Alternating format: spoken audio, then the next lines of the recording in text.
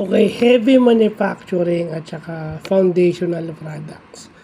So itong heavy manufacturing, ito yung gumagawa ng mga foundational products. Ito yung gumagawa ng mga bakal na ginagamit sa ating mga buildings, no? Ito yung gumagawa ng mga bagay na ginagamit na materyales sa ating infrastructure. No, ito yung mga bubong ng bahay natin, yung ginagamit dito na iron, na galvanize para gawing bubong sa ating mga bahay, yun ang tinatawag na foundational products.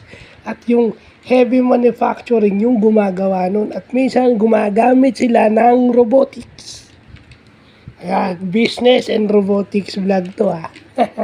So isama lang natin yan kasi meron tayong isisingit no. Meron tayong isisingit. So very thankful na magpa 46 years old na ako pero meron pa rin ako natututunan.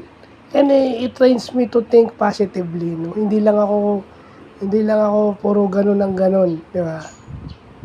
Kasi yung iba, sinasabi nila, thinking positive sila, pero hindi naman lumalabas sa kanilang mga bibig.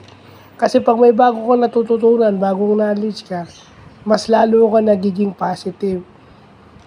Kahit na, alam mo minsan, wala kang pera, wala kang ganito, limited yung resources mo, limited yung galaw mo, but still, you're positive enough to think about, yung mga ganyan. Kasi, kaysa naman isipin mo na, ano lang ako, dito na lang ako sa bahay, PWD ako, mga ganon.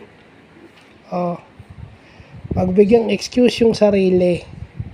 Tsaka syempre, ma-inspire ka rin na hindi ka lang basta gumagawa. Di ba? Kumbaga, sinisigurado mong tama. Di ba? Yung gagawin mo. So, yun lang po.